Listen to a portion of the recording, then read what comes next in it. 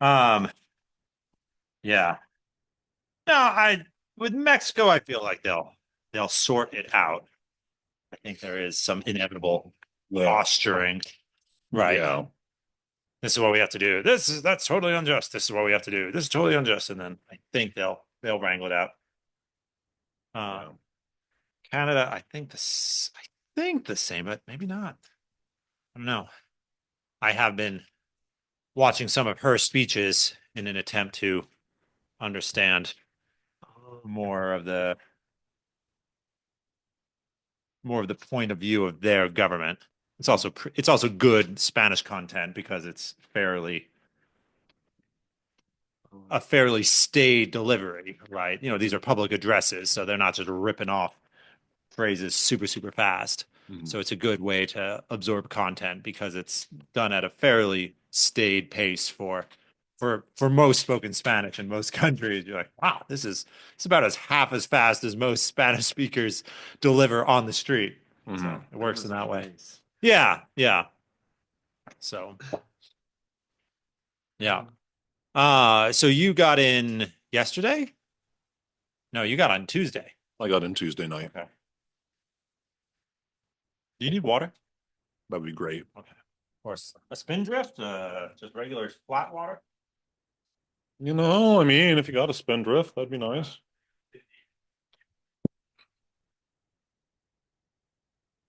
Goodness, I don't remember you guys being so prepared with written notes last time. I've been trying to get better because um I try to record the things people say, like references, and Okay. then link them more for people. Okay. So when I don't have this, it's really hard to remember. Okay. So Okay. Thank you. yeah. Um, Do you mind if I? No. Do you need ice?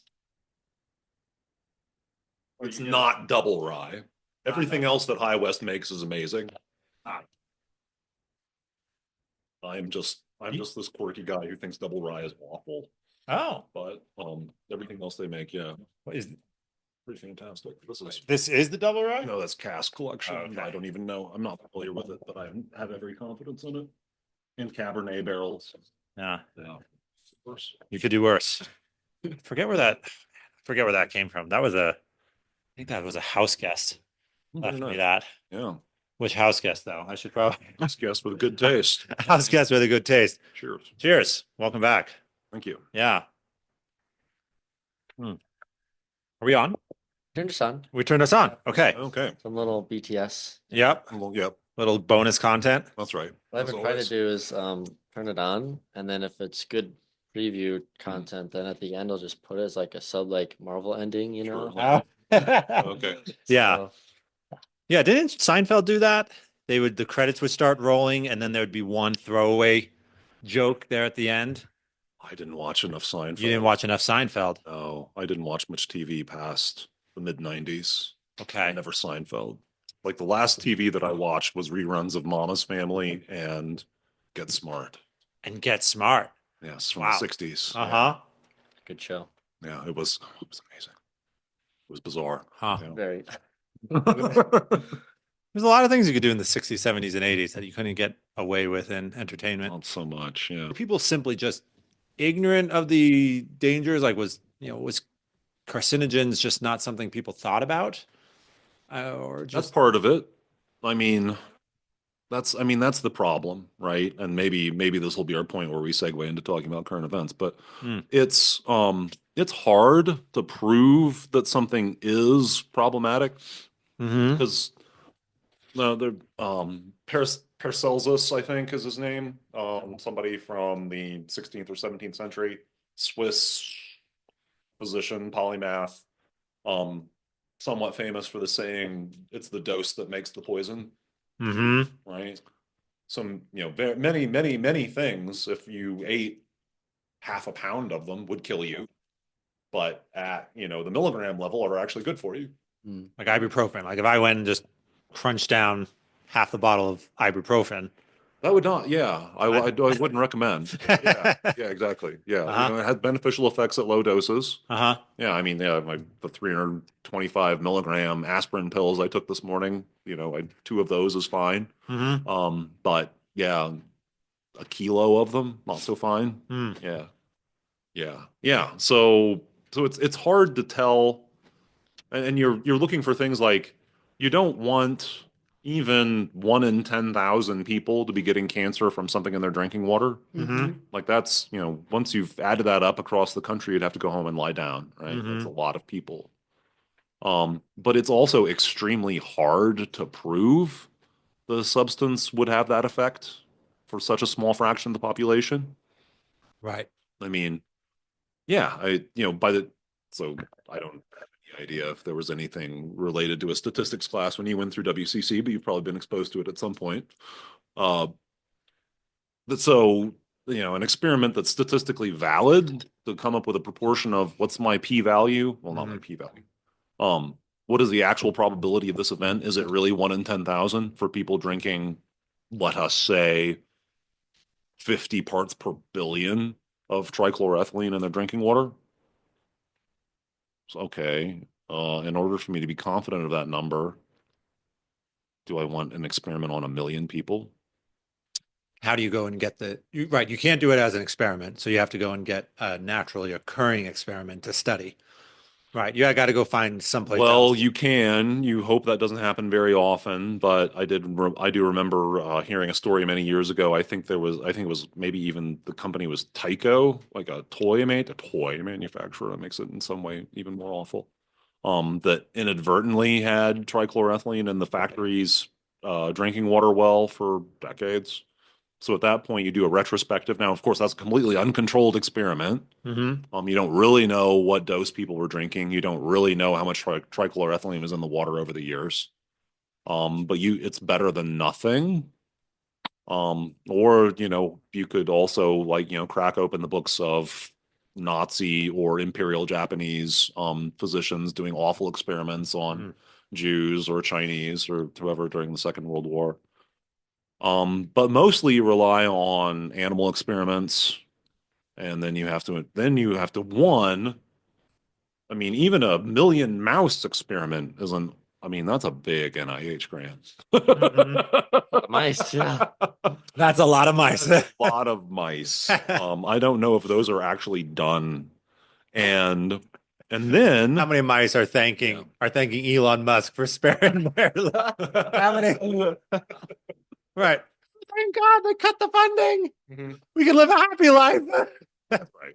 Right.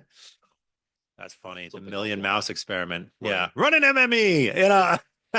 There you go, to coin a phrase. Yeah. Yeah, run an MME on it. Yeah. So even if you did that, you would then be extrapolating for between species, which is not easy. Uh-huh. Um, but since you don't really do million mouse experiments, even, you are then also trying to mathematically extrapolate your results down to these very low doses and very low lethality rates, but still too high for comfort. So both of those forms of extrapolation are going on in any actual calculation of risk, which is where all regulatory closure numbers or groundwater protection standards or whatever technical phrase or acronym you're using. Hmm. So yeah, that's a problem. And so we try to be conservative-ish, we think, probably, hopefully. Um, Well, and at the same time, trichloroethylene, people which still need to get stuff done. exactly, yeah, Mm. we don't want to cripple every facility in the country by forcing them to undergo really expensive cleanups. Mhm. I was reading a chapter in a hydrology textbook that's actually available for free on the internet. There's this guy from, I think he's from Serbia, Croatia, something like that. But he's been in America for a long time, so he's an Mhm. American hydrogeologist now. Um, Commenting somewhat acidly on how long the EPA and state regulatory agencies have been on this sort of, what did he use? Pyrrhic um, quest to clean up as many aquifers as possible to drinking water standards, Uh-huh. which is Pyrrhic, meaning he thinks the juice ain't worth the squeeze. yes, Yeah. yes, More will be lost than gained. yes, yeah, and in fact, even if you somehow if you put this fairly artificial external constraint that Well, all of this money that we've been spending on it since 1970 should be spent on doing something to help people in terms of their exposure to environmental toxins. You could pick significantly more helpful things to do with that money, even within that very narrow sphere, than what we've actually done with it. Hmm. Part of the problem is we target what we've identified. Hmm. And so, like, I mean, in the two-bit world of, gas station consulting, that's, well, when you sell the property, the bank, financing the transfer is going to force you to do an environmental assessment. So then you poke a hole and then you find out, hey, it's a gas station, it leaked. No shit, Sherlock, they all do. And then at that point you have to do a cleanup. At that point you have to do an investigation and a cleanup. And how rigorous that is depends on what state and what regulator and what they ate for breakfast that morning. What mood they're to some in. degree. Yeah. So yeah, so it's a very, very, very imperfect process. That's troubling. Mm-hmm. Yeah, I think we have this notion that if some report or inspection directive comes with letterhead that is sufficiently impressive that Yeah. it's coming from God, right? But you're saying there's 2 or 3 layers of extrapolation, prudence, or there's extrapolation, prudence, and also mood behind. Yeah. Yeah, these conversations do often literally go in the direction of, how does the regulator feel about this? Hmm. And I cringe at that just as much as I cringe when a WCC student in an oration or something talking about a philosophical position says, "Well, we want this to be true." Yeah. Uh, Let this be true. Yeah. yeah. Huh. Since we want this to be true, well, we're going to have to make this assumption or make this, other, compensatory statement over here. Mhm. It drives me up the wall. And likewise, yeah, yeah. Wow. Did that happen recently? What? Did that happen recently? Yeah, every time we talk about regulators, we have a conversation Oh, I like was that. talking about the student. Oh, yeah, at some point during orations in Yeah. these first 2 days, I'm certain I've heard that. Hmm. I mean, it often happens when I was auditing a philosophy class. Oh, I mean, Daniel will say that from Hmm. time to time. Hmm. Since it's Daniel and I actually have a comfort level with him, occasionally I will, needle him about it. Right, right, Yeah. right. You can raise your hand in the back of the class and be like, justify that. Right? What if I don't Interesting. care what you want? What if I care about what's actually true? Sure, sure. What if I don't care about your opinion? Right. I'm not committed to wanting this to be the right way to look at this question. I want to find out what the best way that would make the most sense of the evidence before us would do.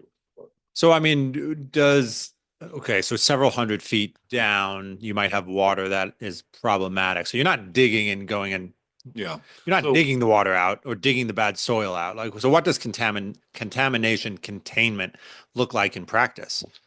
yeah. So it looks like geology varies a lot. So it looks radically different things at different places. Hmm. So if you were like, I think the third or fourth site when I was a regulator in Indiana was a former gas station, had awful leaks. I mean, it was prior to 1986 when EPA, you know how federal agencies can kind of do this like carrot and stick thing with states, or at least stick thing sometimes. One of those came down from the EPA in the late 80s that said every state will regulate underground storage tanks, and you will force underground storage tanks to have this kind of corrosion protection and lining for the tank and the piping so that they don't leak so dad blame much. Hmm. So prior to that, you could just bury bare steel in the ground. And As long as it held most of your gas and you weren't I losing a mean, ton it of was money. up to you. That's right. Economically, it needed to hold enough gasoline for you to be making money. It needed not to let so much water in that your customers got angry at you for pumping water into their gas tanks. These were the limits. Hmm. Yeah, and then after that, so there's now you must do a certain amount of inspections and gauging and everything else. Things need to be double walled and Yeah, yeah, exactly. I just Stuff did an like that. EPA course Okay. for for a construction site out in Yeah. Riverton where they're building the new hospital. Yeah. So I did this EPA course, and so some of the rigmarole is familiar to me. Some of it does seem like genuine common sense. True. Some of it seems particularly arbitrary. Right. Right. Like if It's, this, there's- yeah, it's a motley collection of both of those things. Yeah. right, right. If this silt fence is 48 from receiving waters, 48 feet from receiving waters, that's a problem. If Right. it's 51 feet, Fine. you're good. You're Yeah. good. Nothing Nothing is- bad yeah. can happen. It is one aspect of the bureaucratic mindset that Mm. Dr. McCoy told us is a universal constant, and I think he's correct about Okay, in a post-Cartesian age. that. Yeah. Yeah. Yeah. Or maybe even it was pre-Cartesian. Yeah. I think so. I think it was. I think in the Roman Empire it was already alive and well. We need it. We need a bright line. Uh-huh. There's got to be something where it's okay, not okay. Mhm. We can't handle, the ambiguity of, in reality, it's only sort of okay at 50 feet, but it's not terrible. Mm. But we're not going to mandate you make it 100 feet. Because that would be terrible in a different direction. Yeah. But Mhm. by 49 feet, we're like, okay, that's bad enough. We're going to force you to do something else about it. Mhm. Yeah. I mean, it's ugly and inevitable. Uh-huh. So almost inevitable. I Human mean, need for bright lines. Yeah. yes, Mhm. for on off, yeah. That reminds me of Yes. the purity and chastity talks we Okay. went to in the 90s where, all the kids would be asking, well, what can I do? Right?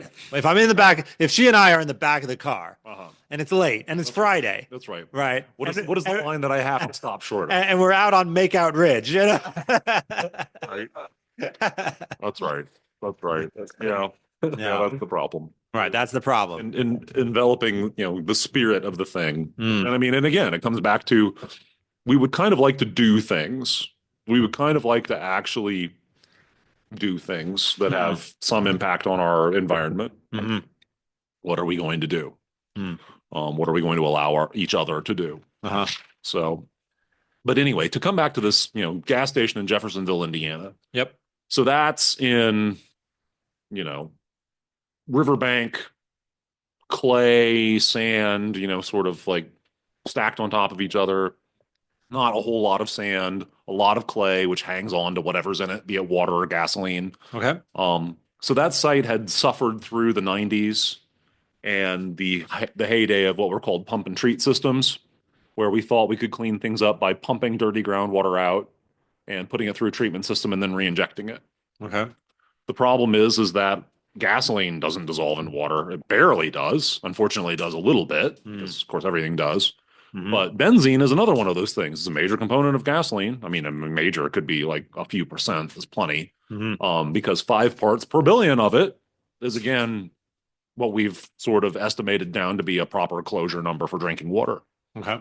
So that's a very small amount of benzene. Mhm. And if you have literal gasoline sitting on the water table, Uh-huh. enough benzene is dissolving in the groundwater to be many times that. Yep. So, and the thing about it is that they put in wells and they pumped water out, but the clay just hangs on to it. Uh-huh. It lets a little trickle out, and a little trickle is plenty to be not stuff you want to drink. Sure. So the only actual solution to a site like that, and it's shallow, right? It's nothing, no, I mean, gasoline floats on water. So it doesn't have a motivation to go below the water table. I mean, it displaces it, right? If you put a little toy boat in the water, it displaces some of the water and sinks some. So you'll get this lens of gasoline on top of the water. Yep. And some of it will dissolve into it, and then it'll start dispersing. So it'll go some number of feet down. Yep. But not as the free floating gasoline. Mm-hmm. So there's nothing more than 20 feet down at this site. Mhm.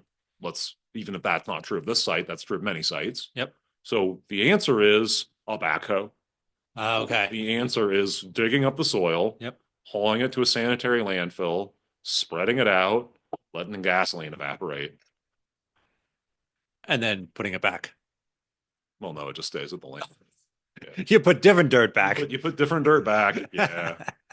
So you can Clean do fill something. This is a somewhat primitive technique that I've seldom seen employed, but it can be done. Uh-huh. Called land farming. So if it's really close to the surface, Mm-hmm.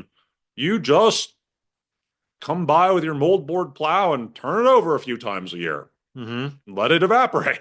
Mm. Can work. Mm-hmm. Can get you done. Mm-hmm. As long as you're not too worried about that aquifer. And the benzene will evaporate with the gasoline. Yeah. Benzene is a pretty volatile chemical. It's actually more volatile than a lot of the other components of gasoline. Not by a whole lot, but some.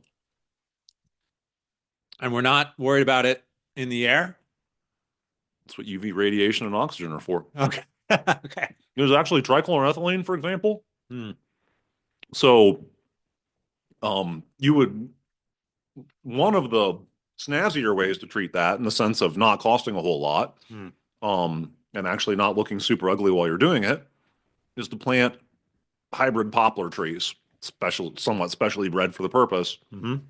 And they will take in, I mean, if we're talking parts per million even, which is way over the closure limit, but still not that high a number, not enough to poison the tree. And if we lose a poplar tree, you know, We'll shed soldier one on. single tier and plant another poplar tree. But it will draw the trichloroethylene into itself, and it will reach the leaves and it will transpire out. Yep. Oxygen and UV radiation, they do a body good. Mm-hmm. And that will break down into, probably carbon dioxide and probably a little hydrochloric acid, a minuscule amount of it. And that'll just Hakuna Matata, the circle of life. Yeah, I mean, it's once you've mineralized it is sometimes the term that's used, when you take an organic compound and you basically burn it to carbon dioxide, water, and whatever the heteroatoms need to, go off and do. Mm-hmm. So in this case, chloride. Yep. Natural component of water. Yep. So not a problem. Now, when you have chlorine bonded to carbon, that's the problem. Nature never intended that. Chlorine bonded to carbon. Yeah, or halogens in general. Fluorine, chlorine, bromine, iodine, all of those bonded to carbon. They're not good for you. They're not good for you. They're not good for you. Okay. Living things don't have a use for that. Uh-huh. They're not kosher. So, in the sense that if you ingest them, what are they doing chemically? Well, I mean, they are carcinogens, so they must in some way monkey with our cell replication. Okay. So you'll have one of these non-beneficial mutations where you turn off a cell's basically, well-behaved, well-behaved member of the community genes, and it will just start, let me just multiply without thinking about my friends. Thinking. But as we anthropomorphize so many things because it's natural to us. Especially since final cause is a real thing, and cells will have a final cause that's larger than themselves. Okay.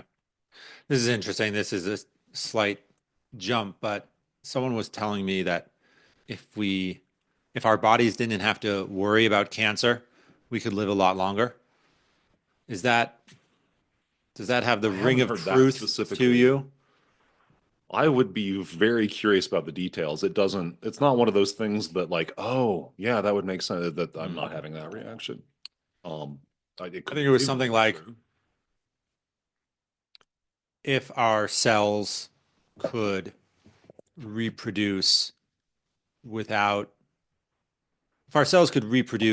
more freely without the trade-off of higher risk of cancer, we could replace damaged cells more quickly, more efficiently, and for a longer span of, and thus resulting in a longer span of lifetime. Yeah.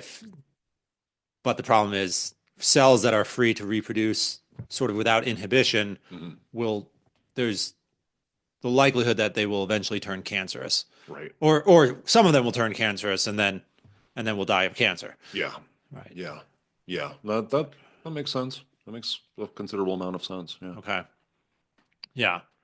Yeah. I don't know what they might be thinking when we just wave our hand and say, well, let cells not have to worry about cancer. Yeah, it's one of those things you could never check them on this. All right. Yeah. We would all live to be you can just 300. you look at it and say, sounds plausible. Cool story, bro. And then go about your business. All right. Sure. Yeah. Fascinating. Okay. So I don't know. Another spin down memory lane. All right. So I worked on a site in Hawaii. Uh-huh. So speaking of old TV shows like we were earlier, Gilligan's Island. Uh-huh. Have you watched enough reruns of Gilligan's Island to have a sense of what the intro to that looks like? I was probably like 6 years old, so. Started from this tropic port aboard this tiny ship. So we Uh-huh. pan over seedy tropic port. Yep. That is the Alawai small boat harbor at the end of Waikiki. Mm-hmm. So it has piers that have been built out of fill.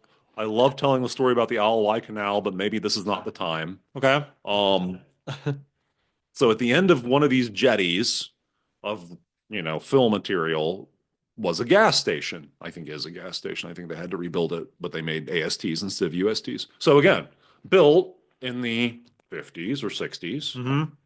What could go wrong burying single-shelled steel tanks full of hydrocarbons in water in a jetty, 3 feet above, the mean ocean level? Hmm. What could go wrong? Salty oxygenated ocean water rolls in twice a day when the tide goes up, whirls out twice a day. What could go wrong? Yes, they rusted. Yes, they leaked. That's So crazy. it fell to me to organize the cleanup of this site Uh-huh. because my uncle was trying to redevelop the property. Uh-huh. My uncle and some investors were trying to redevelop the property. So I have a driller come out and we poke some very small holes in because I mean you only need to go down so far. Again, gasoline floats. Yep. So and the great thing about this is they had pulled the underground tanks in like 1990, Mm-hmm. right? It was like the rules had come down from the feds. The Hawaii Department of Health is the agency that organizes it in Hawaii. And it was like rather than just fight the Department of Health, they just pulled this underground tanks and went to above ground tanks. Mm-hmm. Good idea. Probably a good idea. Yep. Did they clean up after it? No. But to the rescue comes the same oxygenated groundwater. The tide rolls in, the tide rolls out twice a day. And oxygenated groundwater is a great way to get rid of hydrocarbons. So I stick 2 holes in, they're clean as a whistle. No problems. The third hole, I'm pulling it out. So of course I have this like, semi-sophisticated field monitoring equipment where I monitor things like the oxidation reduction potential, how much dissolved oxygen is in it, how salty the water is, which I mean I should be getting straight seawater salinity. The other 2 holes I was getting straight seawater salinity and fairly oxygenated and so on and so forth. This other hole, very low oxidation reduction potential, very low dissolved oxygen, not as salty as ocean water, and it had a certain je ne sais quoi about it with my olfactory sensors. Like, I think that's a combination of diesel fuel and ass. And then I look over my left shoulder and I realize that's the door to the gents' room. Oh, God. It had a leaking sewer line Oh my God. with, all the poo that you could need. Uh-huh. So why do I bring this story up? Why, in the words of Bill Cosby, unfortunately, do I tell you that story to tell you this one? Because the same thing had happened that was the reason why we're injecting molasses into the subsurface. So all of that organic matter had chewed up all of the oxygen. Well, I mean, indirectly, microbes had chewed up all the oxygen because they had all of this organic matter, all of this feces to eat, and they didn't have to eat hydrocarbons. So they, and they sent the conditions anoxic. There's no more oxygen.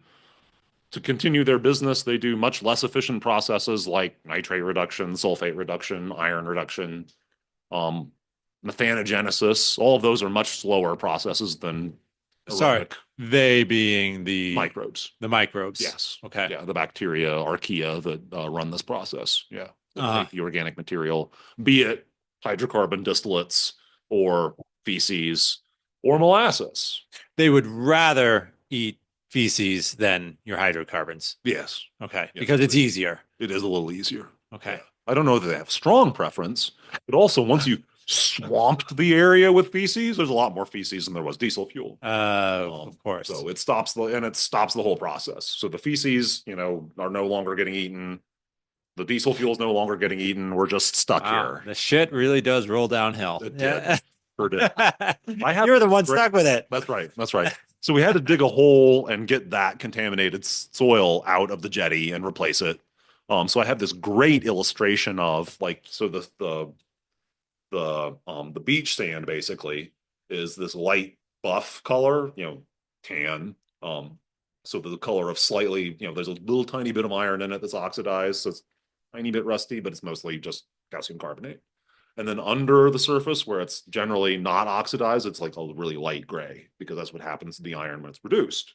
So when it's below the water surface, it doesn't have oxygen applied to it all the time. It turns gray. And then over here, there's this really dark brown. Like, I know what that is. Right. Yeah, and especially when you could trace it back to this like fractured 4-inch PVC line, it's like case closed. Right. I think we know what happened. Okay, Oh my so God. that's bad in the Mhm. context of trying to get rid of hydrocarbons. Mm-hmm. It's good when you're trying to get rid of chlorinated hydrocarbons. Uh-huh. So the microbes that can actually, so there are microbes that can almost sort of by accident pop chlorine off of chlorinated hydrocarbons. Mm-hmm. It seems to be an accident.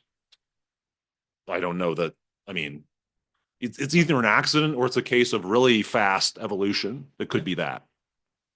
Or some of both. Yep. I think, I'm not an expert on this. I haven't read the literature on it in as much detail as I could have. In fact, I literally could have because I have a couple of books that at least talk about this in passing underneath my desk Yep. at work, but I haven't read them yet. Yeah. Holding up one corner, no doubt. Right. So I think accidentally a lot of soil microbes that can live in anaerobic conditions and metabolize lots of things by means of methanogenesis or these other, really oxygen-free respiration techniques, Mm-hmm. can pop the first couple of chlorines off of. We could start with perc. So dry cleaning fluid is the full Monty. So I described trike earlier. Mm-hmm. Perc is 2 carbons, 4 chlorines. Nice little rectangle. Every carbon has 4 bonds and it's happy. Yep. So that's dry cleaning fluid, which works by being an industrial solvent and getting the grease, the heck out of things. Mm-hmm. Super at it. Yep. Also carcinogenic. You don't want it in your body. Uh-huh. Take your dry cleaning and let it evaporate on the porch for a few days before you wear it. That's what I do. I don't know if it's a great idea, but it probably helps a little bit. Wait, that's why my dry cleaning has that smell. Yes. Yeah, Just breathing in that cancer sauce, huh? that's right. Dang Right. it. Yes. Yeah. They do have quote unquote green dry cleaners, Yeah. which inevitably don't work quite as well if they're not using perc. So Sorry, and perc is short for perchloroethylene or perchloroethene would be the more proper name for it. perchloroethane. Perchloroethene? Yes. Perchloroethene? Yeah. PCE. PCE. Yeah. Okay. So a And microbe. again, these things love grease. It loves they- grease. Yeah. so they just- grease dissolves in it they- really well. Chemically speaking, it hooks onto it and won't let go. Yeah. In this And then case, when you're you- just flooding it with, so all the stuff I talked about with soap earlier, it doesn't get anywhere near that complicated. This is Mhm. just something that grease loves to dissolve in and it just washes away because you're just flooding it with straight perc. Yeah. Behind the scenes at a dry cleaner, you have things that look basically like ordinary civilian washing machines, Yep. but they have perc in them. Yep. Why do they call it dry cleaning? I've always wondered that. Because it's not water. Because it's not water. Yeah. It's a Right. liquid, but it's not water. Okay. Yeah. Interesting. Yeah. Yeah. To be honest, I've wondered that for years. I'm like, what Yeah. are they doing All the back there? funny things in society. Yeah, that are like behind- dry going on behind cleaning. the How are they scenes. cleaning something? Like, what are they doing? Are they just ordering a Rubbing it identical with sand or Right, exactly. Or are they ordering an identical shirt off from the manufacturer and be like, yeah, this is it. This is clean. Yeah, Right. this is clean. Just iron it. Meanwhile, we recycle the fibers or, just send them to Africa or something. Right. Who's phone? Yeah. So, Is that yours, Paul? oh shit. Sorry. Talking about it, there's no problem. Right. Hang on. Yeah. So in the wild, as it were, in an aquifer. Now, one super bad thing about dry cleaners I mean, if you ever, here's a public service announcement that not many of your listeners will need, but it's still isn't interesting. If you, for example, inherit a dry cleaner from a relative, suppose you have an uncle with no children who was involved in this, very prosaic business, and he owned a dry cleaner in, I don't know, Bowling Green, Kentucky. Um, To take a random to example. take a random example, just leave your checkbook on the property and flee. Just, I mean, so the problem is that perchloroethylene it's hydrophobic. It loves grease. It hates water. So if it's released into the subsurface, which you would best believe in the 1950s, 60s, and 70s, people would just pour their used perk out the back door if they didn't feel like recycling it. Even then, it often paid to recycle it, sort of distill it, and I don't know, you may have built up enough impurities that at some point it became impractical, and then you at least throw the bottoms of your still out the back, and that certainly had some perk in it. Yeah. So that forms what they call a DNAPL. NAPL is a non-aqueous phase liquid. So gasoline is an L-NAPL. It's a light non-aqueous phase liquid. Therefore, it floats on the water table in the manner previously described. DNAPLs are dense non-aqueous phase liquids because they're heavier than water. Non-aqueous phase means it won't dissolve. That's right. It won't dissolve in water. So there will be two immiscible liquids. So the classic is oil, right? Yep. Olive oil, vinegar. Yeah. Not going to mix. You have to shake your salad dressing up in order to Right. get it nice and homogenized. Yeah. And even then, it doesn't last long. No. That always frustrated me. That's right. That's right. Exactly. All of these frustrations. So this frustration consists of this really, carcinogenic stuff. So it sinks and it's like, working its way around sand and whatever, and leaving bits and blebs of itself behind that are, sort of trailing along behind the main mass. So you basically have this entire streak of contaminated soil that water is actively flowing through. And though very little of it dissolves, again, closure number, 5 parts per billion. Sucks to be you. Not good. And then it pools at the bottom and knows where it goes after that. So it's a bad deal. It's a bad deal. So that stuff, so now it's out in the wild. Microbes start to work on it. If it's in a reducing enough environment, these microbes that are doing something else for a living are also accidentally, or maybe they're trying to detoxify their own environment, are popping chlorine off and replacing them with hydrogen, which is what you replace them with. So you pop a chlorine off of perc and you get trike, just as bad. Then you pop a chlorine off. Now, if this is an interesting geometry problem. So if you think of a rectangle with 2 carbons and 4 chlorines, all right, so that's symmetric.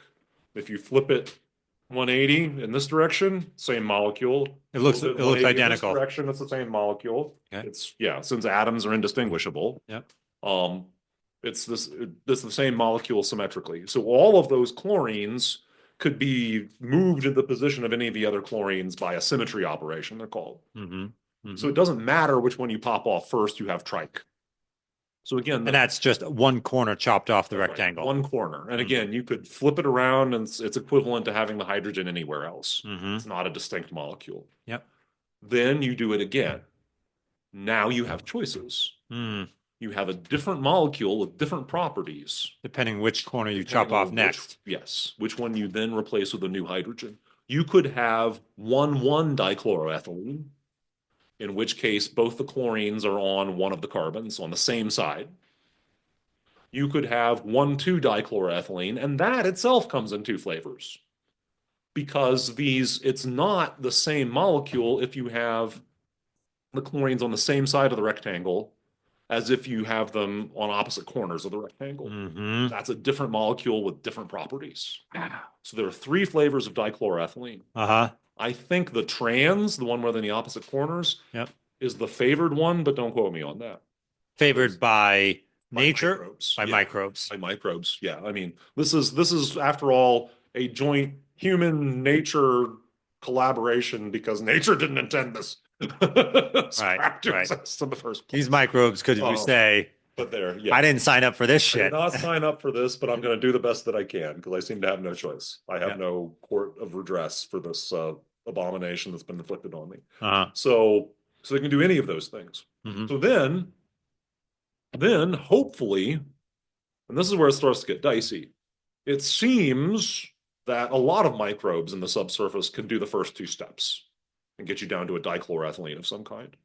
It then gets harder, and it seems like not every, Tom, Dick, and Gordon microbe in the subsurface can do the next step and take it down to what's called, it would be chloroethene if you use the systematic name, which no one does. Uh-huh. So organic chemistry, like a lot of disciplines, has this long history of terminology and terminology changes. Mm-hmm. So even perchloroethylene is not a true IUPAC systematic name. It would be tetrachloroethylene or tetrachloroethene. Right. So the base molecule is just two carbons with a double bond and then four hydrogens. That's a very common molecule, exists in nature. Plants generate it and use it for things. It's innocuous. Uh-huh.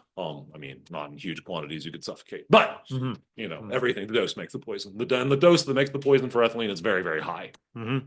But ethylene is its old school name. Ethene is its systematic name.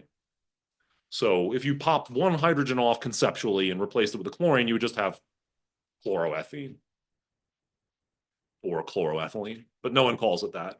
For some reason, decades and decades ago, it got the name vinyl chloride.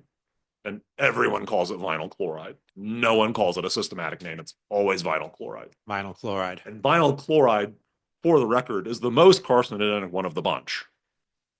The closure number on vinyl chloride is 2 parts per billion. Perchloroethylene, or whatever you want to call it, perchloroethylene, tetrachloroethene, whatever you want to call it, 5 parts per billion. Now, this is not necessarily comparing apples with apples because vinyl chloride is a lighter molecule. Mm-hmm. Let's not even go there. Let us note that and then pass on. Okay. Trichloroethylene, 5 parts per billion. Yeah. The dichloroethylenes, actually, 80, 70. Again, they're different molecules with different properties, so they have different toxicities and different carcinogenicities. Uh-huh. I don't even know if that's a word. It's a word now. Yeah, we can make it a word now. We can make it a word now. I don't know if any of them have a closure number as high as 100 parts per billion, but they're in the dozens. They're above 10. So meaning relatively safe. Relatively, yes. If you were forced by some, Dr. Evil to drink, water laced with one of these compounds, you would pick one of the dichloroethanes. Rather than vinyl chloride? Definitely not pick vinyl chloride. Okay. At the same dose. You would not pick vinyl chloride. Okay. Vinyl chloride, 2 parts per billion. Okay. This is all, of course, presuming if you or Dr. Evil knows Right? knows what it is. Right, exactly. Yeah. Yeah, then there's that. Yeah. But yeah, so and then popping the final chlorine off of vinyl chloride to get you to the basically safe ethene. Mm-hmm. Again, only specialized microbes with, degrees in toxicology can apparently do that. Okay. So, and they're not really they're not in they're not every present. aquifer. They're not in every. Sometimes okay. But they do occur in nature. These microbes. They do now. They do now. They may have evolved this capacity. We may have done it. We haven't yet. No, we don't go through generations as fast as they do. No. We may have. We may have induced. We may have grown the microbes that do it. Yes, we may have induced this. And that is the premise of a great science fiction movie. Right? There you go. There you go. Closure number. That's There you go. Yeah, that could be the name of it. Closure number. I like it. Uh-huh. It can be yours for a nickel per video rental on. Right. Yeah. At Blockbuster. Oh gosh. Yeah. Closure number. Yeah. Yeah. Yeah. Oh. Really? Yeah.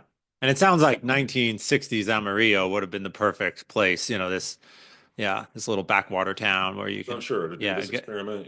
Yeah. Be a great place to set your script, your film script. Yeah. So anyway, okay. So the microbes, they've evolved, maybe. Probably. Probably. I think it seems pretty likely. Okay. Again, I'm not an expert on this. I would need to read up more, but yeah. But Yeah, and then again, this is every site that did any kind of machining of metal mhm. in the 50s, 60s, 70s has this contamination. So Because there have been everyone many- was using this experiment has degreaser. been conducted many times. Yeah. Was using this degreaser, This degreaser, yeah. which was called trichloroethene. So yeah, the degreasing chemical was trichloroethene or trichloroethylene, if you want to use the old name. Trichloroethylene. Yeah. Okay. And every dry cleaner in the country used perc. Mm-hmm. So again, so that experiment's been conducted tens of thousands of times, Right. hundreds of thousands of times in this country alone, probably. Uh-huh. Do dry cleaners still use perk? No. Do it, Do dry cleaners still use perk or no? as far as I know. Now do they have enormously more safeguards? Do they have do they have to have like a sealed system that doesn't allow vapors to escape and all that happy crappy? Yes. What happens if you're wearing the clothes that got dry cleaned? If you close that kind of dry cleaner, Well, yeah, this is just gonna absorb into your skin. I think the main path of delivery is that you breathe it in. Breathe it in. You Okay. probably do absorb some of it through your skin but again, a modern dry cleaner almost certainly more than likely, I think would be a safer phrase to use. Um, it can be evaporated, so I'm pretty confident that part of the so again, it looks like a conventional washing machine when you have soaking it in perc. Mm-hmm. You put it in something that looks like a dryer Mm-hmm. to get rid of the rest of the perc, Mhm. and it probably needs to meet fairly high standards, by the time you've finished basically blowing all of the perc off of your garment. It sounds pretty dangerous. Yeah, it's not great. I am much less enthusiastic about dry cleaning my clothes than I was before I started my environmental career. Yeah. Oh, yeah. The more you know. Yeah. Stay rumpled, stay healthy, kids. Yeah. Iron your own clothes. Yeah. Closure number. Mhm. Wow. There you go. Okay. Molasses. Molasses. Right? Yes, yeah. So that's why we inject molasses. We yeah. Okay, because it's microbe food. It's microbe food. Okay. So in that case, making the aquifer anoxic is the goal, right? As in without oxygen. Yes, Okay. no dissolved oxygen. And in fact, we want to use so there's a whole sort of tower of power, if you will. It goes oxygen at the top, the most energetic thing you can use to burn your food, Mm-hmm. and then goes down through things like nitrate, ferric iron, sulfate, all the way down to, well, if I have to, I will use organic compounds and I will disproportionate them to carbon dioxide and methane, and I'll get my energy that way if you force me to. Mm-hmm. If there's nothing else. But that's, yeah. And in those conditions, you can, for some reason, that's when the conditions where you can destroy, where you can dechlorinate these compounds. Uh-huh. Then again, that past that, goes off into biochemistry that I don't know. Okay. So So you force the microbes to use your molasses. molasses. Oh, it's called Newman zone. Oh, Z-O-N-E. Newman zone. Okay. Yeah. Yeah. Okay. And until I just said that, I'm like, oh yeah, that's even closer than I thought. Yeah, isn't it? to the I salad had to say it dressing, out yeah. loud to realize, yeah, well, that's terrible. They have to be paying licensing fees. Okay. That's ridiculous. And I just want to make sure Your I'm tax understanding dollars at here. work. The microbes are then going to feed They're going to feed off of this.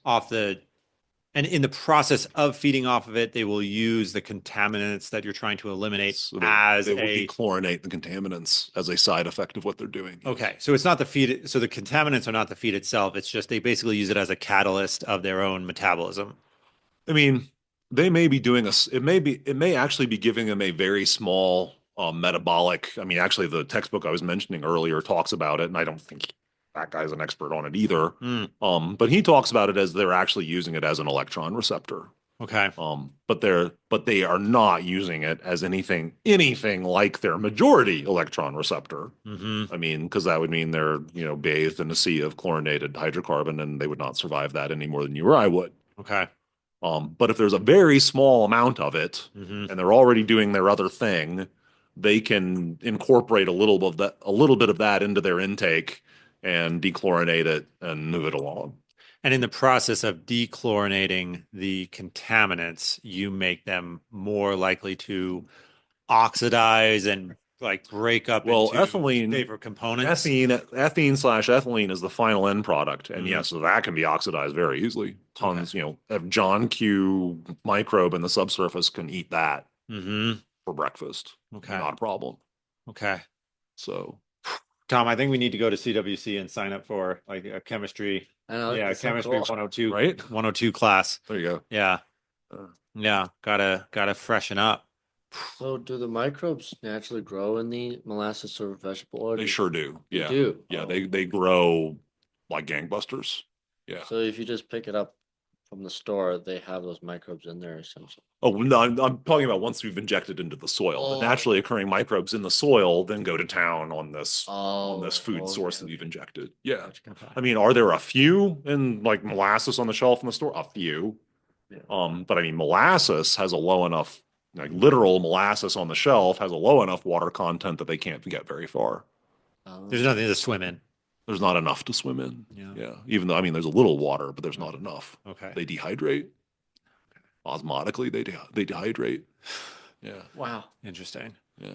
That's why, I mean, it's like sucrose, right? Sugar, table sugar. I mean, if you dissolve like a teaspoon of it in some water and just let it sit for a while, that'd be nasty. But, table sugar sitting on the shelf, like I think I read somewhere it has like 0.2, 0.02 moisture content, moisture content. Ain't no thing. Nothing's gonna grow with air. This is Needs this water is to live. This is why candy doesn't go bad. That's right. Yeah, hard candy it has a hard time going bad. Yeah. Yeah. Right. There's nothing. Right. There's nothing to do with it. That's right. Yeah, there's no way to make a living without water. Mm-hmm. Yeah. So let's say like you have soft candy and it goes bad. Is that just you're eating the leftover of bacteria? Possibly. Is that bad? Yeah. What candy goes bad? I mean, even like a, Cadbury egg or something like, I mean, that's about the consistency of molasses, right? Yeah. So again, it's really pretty dry. Yeah. I I mean, Jolly Ranchers and cockroaches will probably be here until the That's second right. coming. Absolutely. Yeah. Yeah. Whatever. You leave a Jolly Rancher in a corner, come back 15 years later, ain't no thing. Yeah. Well, It's There might- functionally there might immortal. be Yeah, it's a little functionally dust immortal. on the wrapper. Yeah. What's that joke? And yeah, there's that little bit in the Rick and Morty episode. Yeah, where like Rick infuses consciousness into it's some fast food product, but it's chemically stable, right? Sure. Yeah. Yeah. Yeah, it's something like deep fried. Yeah. Right. And Yeah. Again, once you've subjected it, I mean, deep frying, you immerse it in oil above the boiling point of water, Mm-hmm. you dry it out, Yeah. Yeah. we're good. Okay. We're good to go. Yeah. Oh man, I haven't even seen the whole episode. I just remember like seeing that clip on YouTube where where this it's been brought to life by Rick and he's like complaining. He's like, I have no life and I will have no death. I'm functionally immortal. Right. Yeah. Oh yeah. That sounds like It's a dark show. So yeah, that's the point. Yeah. That's the point. Best in small doses. Yeah. Just like carcinogens, Indeed. Yeah. The dose of Rick and Morty makes the poison. Yes. Right, exactly. Every once in a while it adds to the conversation, but Yeah. if you watch a bunch of it, you just should have done something else. Oh, let's take a quick break. Okay. This is fun. We'll offer up our body to That's true. Yeah. that's where plants may thrive. Thanatopsis. Yes. Mm-hmm. Man. And then I'm another 10 years older than you, give or take. So in back in my day, back in the 20th century, we talked about the Superfund program, and that was a major component of like environmental consciousness. And since the turn of the century, no one gives a crap anymore. It's kind of weird. The super fund program. The super fund. So as some of my colleagues used to joke, it's super fun. Super fund. SUPERFUND with an end on it because cash money, yo. Okay, so in 1980, Jimmy Carter was still president. A law was passed establishing the fund and taxing the chemical industry specifically to fill the fund.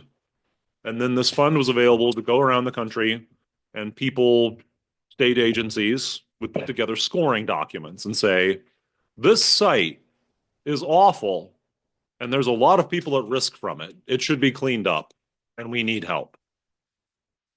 Put together a scoring document, send it to the EPA, see if it's above the water line.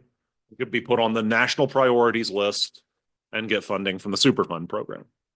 In I think 88, at the end of the Reagan administration, they took away the special chemical industry tax and just decided to fund it out of general appropriations from then on and changed the program in other ways. That's, so far as I know, still in force. Okay. So there are still sites around the country that are Superfund sites. Elkhart, Indiana. You ever heard of it? No. Okay. Maybe you have not. It was slightly more famous and, around the turn of the century. I think they still make a lot of RVs outside Elkhart. It's major industry there for whatever reason. This also had a bunch of other industry.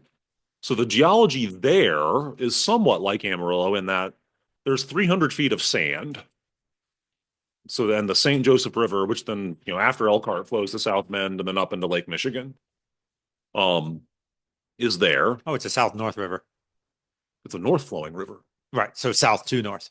Yeah, it's a south to north river. Yes, yes. In Elkhart, it's flowing west, but then it takes a, basically right angle bend to go up to the lake. It enters the lake near Benton Harbor, I think.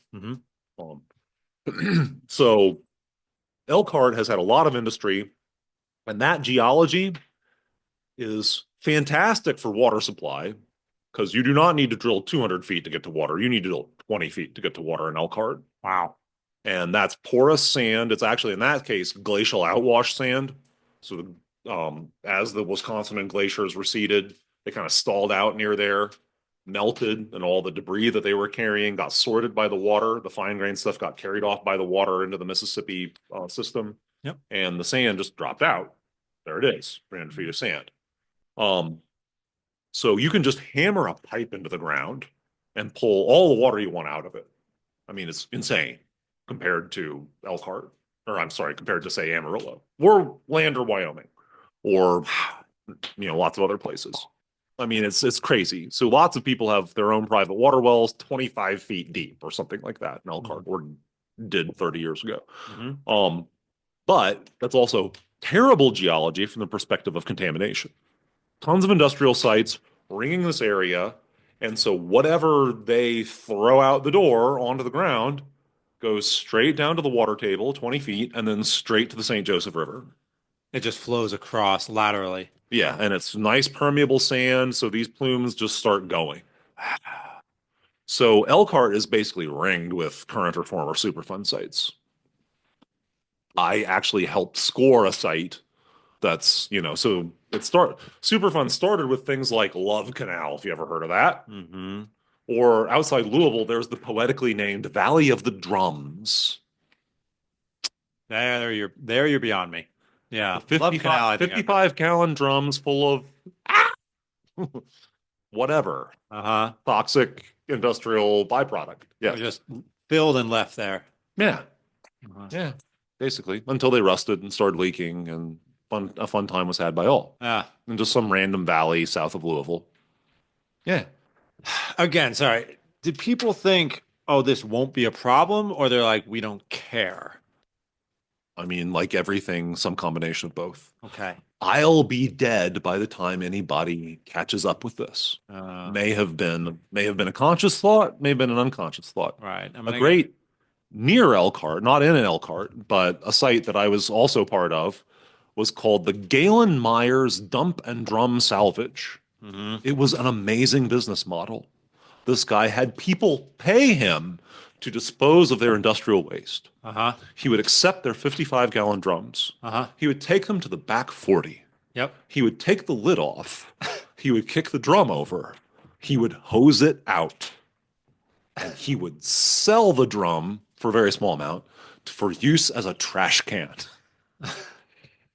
This is the story I was told. Yeah. And it's the same, it's near Elkhart, same geology. So this site, this guy's back 40s, the source area, dropped, and the solvents, TCE, and other things drop 20 or 30 feet to the water table and just start flowing. In this case, it's north of the river, so it starts flowing south toward the St. Joseph River. Oh my God. It may have reached it by now. This man killed people. I don't know if he killed people, but my God, has he cost people money. Uh-huh. So, I mean, and this this is like almost a mathematically perfect plume, Uh-huh. a contaminant plume. Mm. So it's so permeable, and the water is just flowing nearly straight south through this. I mean, at the time, like You said the guy's name was Arthur $150,000 Galen? houses back when that was expensive. Uh-huh. So it's this subdivision Yeah. between South Bend and Elkhart, kind of in the middle of nowhere. If you wanted your own piece of, knows where and didn't want to live in town, Uh-huh. you bought your nice little, half-acre lot or whatever and plopped a house down on it. Yep. And had a well because it was 10 miles-ish from Mishawaka and 10 miles-ish from Elkhart, something like that. And you had a well. And this guy has sent a plume straight into your subdivision. Oh my God. Yeah. Arthur Galen? Galen Myers. Galen Myers. Yeah, I mean, awful redneck name. It was amazing. Yeah. I mean, you can't make this stuff up. Sure. You really can't make this stuff up. You can, but it's not as good as the real thing. But just for years, he was just dumping some number of years. 55 gallons at a time. Yeah, yeah. I mean, I think it was like him and his son. Uh-huh. He died. Yep. The story I remember hearing is I think his son sold the property to somebody for $10,000 in the back of a bar. Uh-huh. That guy then gets a knock on the door from the EPA. Years later, probably. Uh-huh. That's a bad day. Yeah. That's not a fun day. Yeah. Even if you're not financially liable for it, which is legally questionable. Yep. Depending on the phrases written on the bar napkin. Yep. When this transaction took place. Yep. I don't know. I don't remember those details.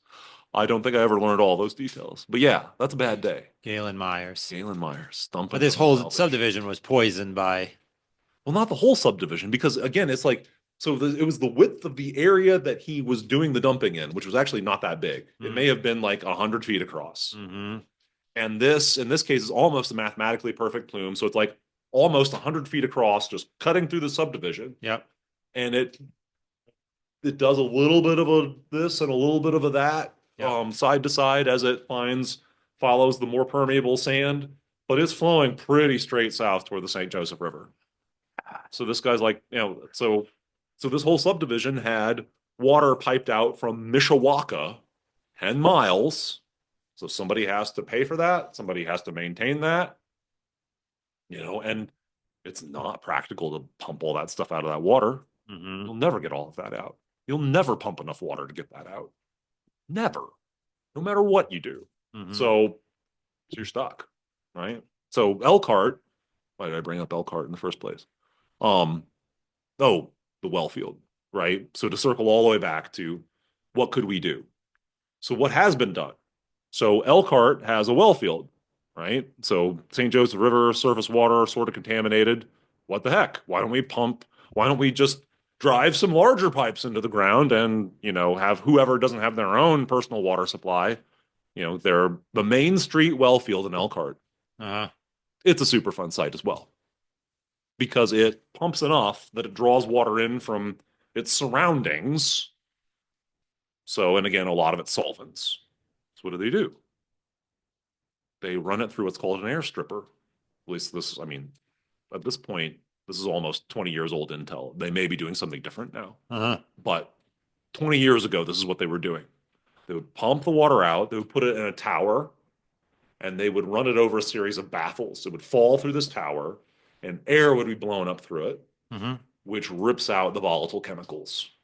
Because they evaporate, or Yeah, and they didn't want to be dissolved in water that much in the first place. Okay. But yes, they would evaporate rather into the air. evaporate. They would rather be dissolved in the air than in the water. Hmm. And so the water falls to the bottom and has been purified enough, it's below closure numbers, and could be piped out to the customer, plus or minus maybe some sort of polishing step. I don't remember that. Yeah. But the primary step was the air stripper. Mm-hmm. Have you looked much into EMF radiation?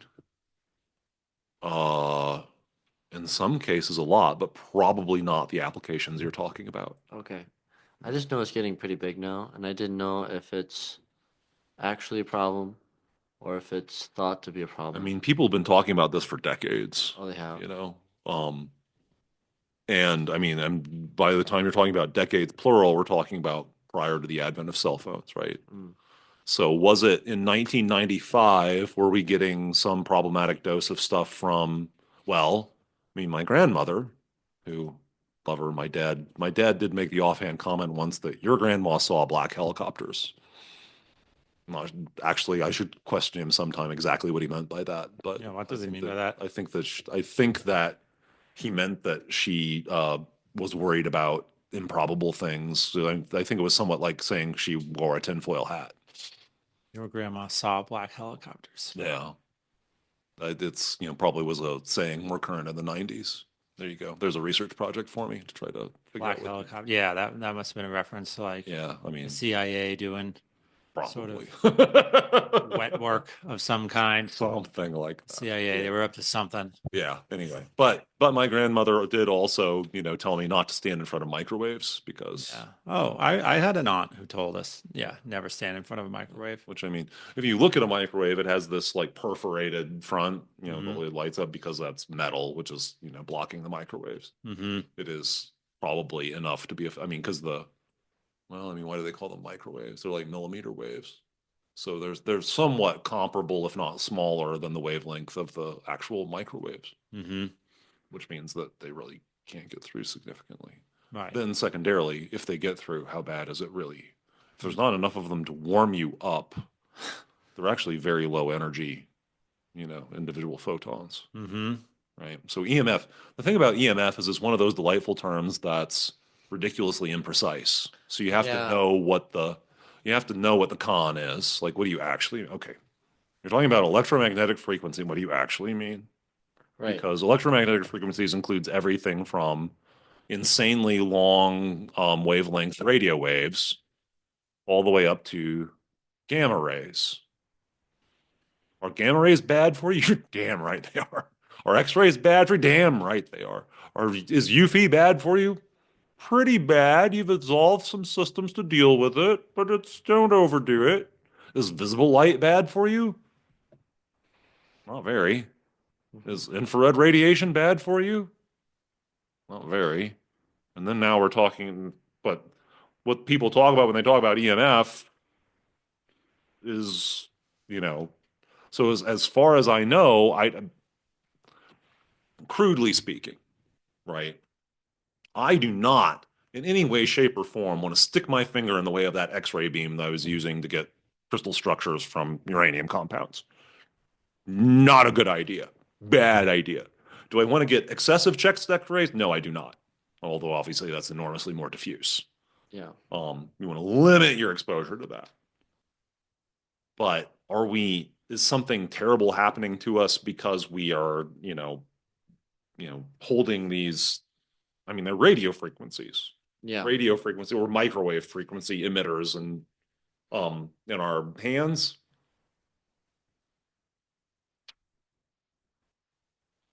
I mean, I'm groping for a mechanism. Yeah. I was By which just they could cause harm. Yeah. Yeah. I don't know of one. Besides, Now, would I besides the expect to? yeah, besides the dopamine Ish. hacking, the dopamine release hacking that the apps perform. Now that's bad. Right. That's solid. That's solid science right there. Mhm. But yeah. Right, but is this going to cause cancer in my right ear?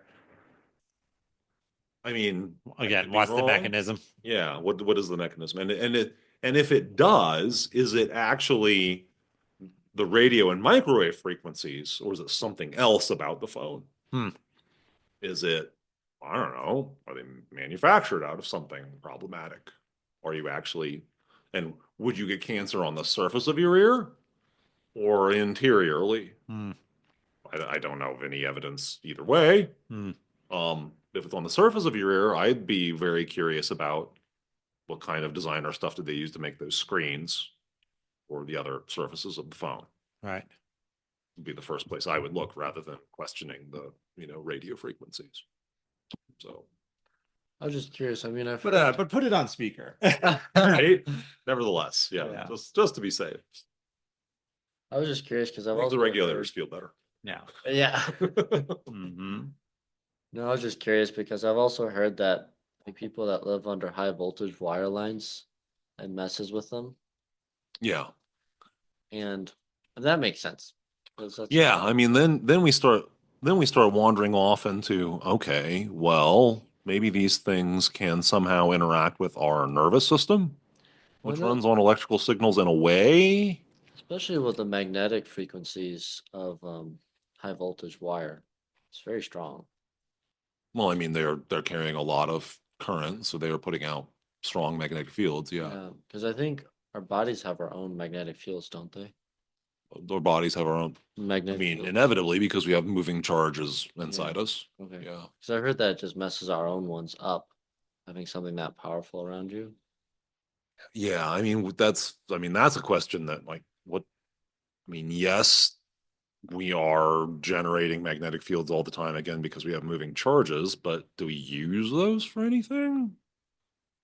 Or are they just yes, there's you know, a wet chemical current flowing through my nerve, Uh-huh. and therefore there must be, by the right hand rule, some sort of magnetic field being generated, but it's pretty small. Yeah. Um, Now people talk about birds, but there's even magnetotactic bacteria and all sorts of things in between Hmm. that seem to have, little crystals of magnetite at certain parts of their body. What do they use those for? Is that how birds migrate?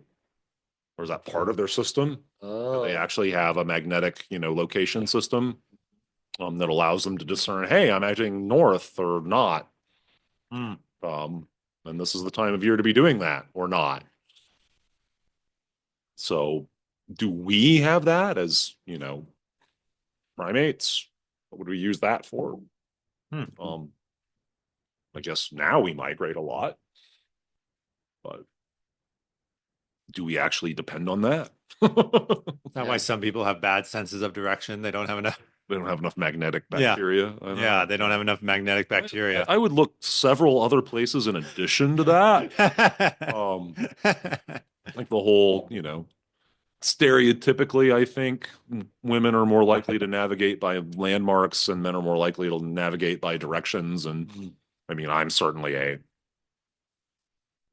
I can't possibly remember this series of things, but can I generate a mental map and say about this far north and about this far east? Especially if I'm someplace where there's a grid. Hmm. Yeah, that's 100%. Hmm. That's the direction I go. Hmm. So there's a difference. I don't think I don't think I have any sense if the sun is completely, if it's a completely overcast day, direction, you know, I need a celestial object to tell me what direction it is. No. Maybe some people don't.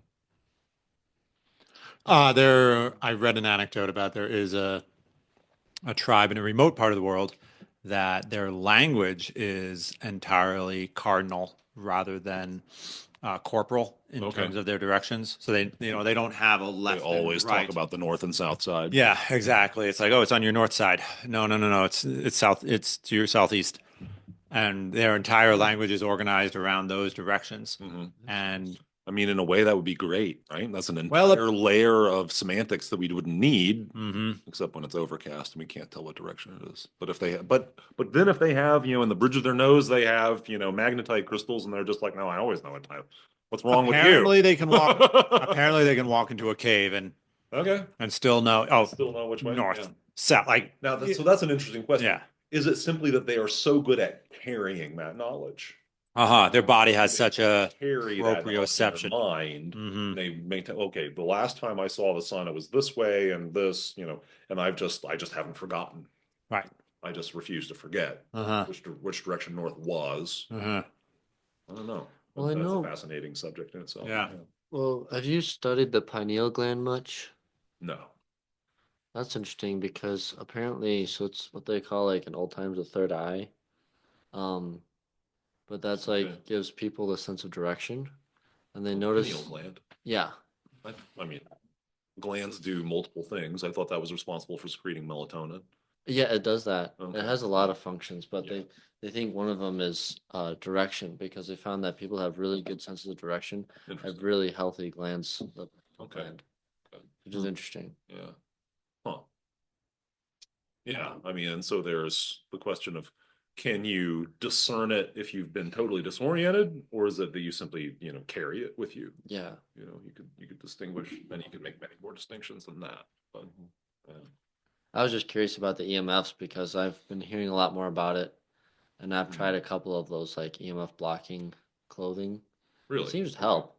Like I Okay. In wore what sense? What improvements do you notice? just mental clarity. Like I Okay. don't seem as foggy. So I wore I have a hat that's lined with silver, and Okay. I wore that in the airport. I noticed I felt a lot less stressed, and like my thoughts were a lot Really? clearer. Okay. And I could notice it like taking it on and off. So I just kind of like a personal experiment. Okay. Huh. So I just was curious if you'd studied it much because I Yeah. didn't know if No.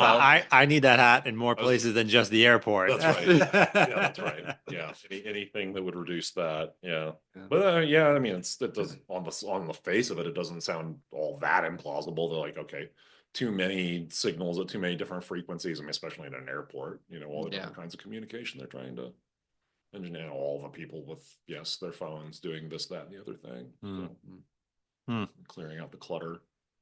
If it's inducing some sort of currents and various neurons, yeah, that could be cluttering and problematic. Hmm. Of course, Yeah. admittedly, if someone wanted to study this seriously, the very first thing they would say, was that a placebo effect? Well, that's what I was wondering. Yeah, because I've been trying it multiple times, like wearing it in the country, wearing it in a zone of Yeah. communications. I've noticed it really doesn't do anything outside, like if you're just in the middle of nowhere. Okay. But if you're around like a lot of like radio towers or something like that, I Yeah. notice it seems to help a little. I mean, Hmm. people talk about leaving your phone outside your bedroom, but of course, they're usually talking more about the apps and the dopamine and Oh, melatonin, and melatonin from the screens and stuff is problems as well. Ah, yeah, I don't know if it's other aspects of my lifestyle. I can be looking at my phone, put it down, roll over. I'm out. Yeah. Yeah, Well, I've I never mean, had. an adequate amount of sleep deprivation will get Right. that. Yeah. Yeah, right, exactly. You want to get around the problem. Yeah. Go to bed too late. Hmm. I guess that's an No, but improvement I've over what I'm doing always, today. But yeah. yeah, I've never had trouble falling asleep. Yeah. I've been on airplanes asleep before takeoff. Yeah. Yeah. God bless you.